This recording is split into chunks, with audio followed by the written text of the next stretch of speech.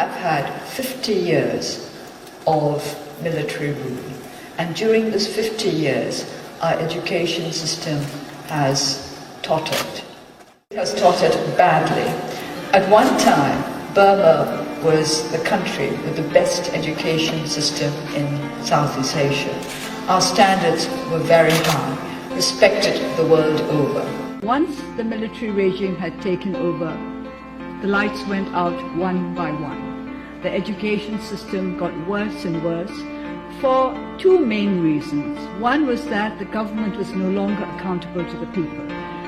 Secondly, a dictatorial government does not want its people to think too hard. And that is why they did not put the right kind of emphasis on education. They did not want education as a means for sharpening people's intellect, as a means for increasing people's ability to analyze. I have often thought that the saddest thing about Burma over the last few decades has been the lack of campus life for our university students.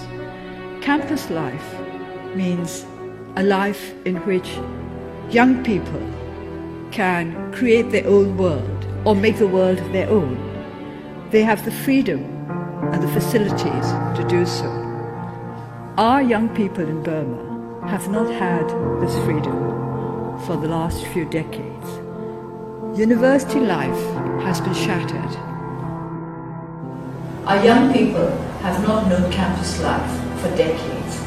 The focus of the military government was on maintaining discipline, not on providing education.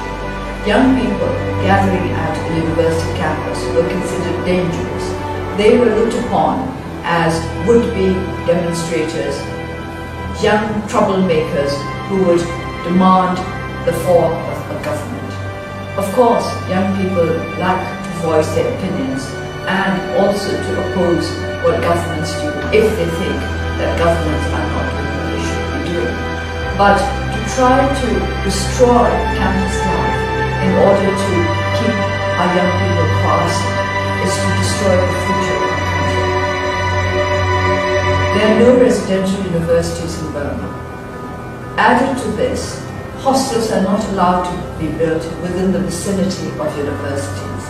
These are steps deliberately aimed at keeping our young students separated from one another, that they may not gather together and become a force for change, which young people need to be.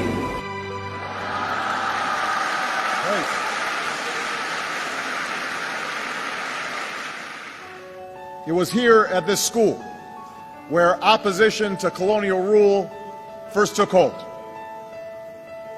It was here that Aung San edited a magazine before leading an independence movement. It was here that U Thant learned the ways of the world before guiding it at the United Nations.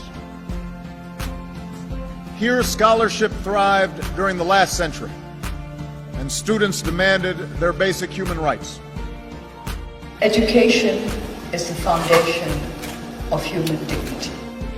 The most important thing for me about Oxford was not what I learned there in terms of set text and a set of books we had to read, but in terms of a respect for the best in human civilization. Democracy and democratic values have to be embedded in our education system if we are to make our society a sound democracy. The future of this country will be determined by the education of its youth.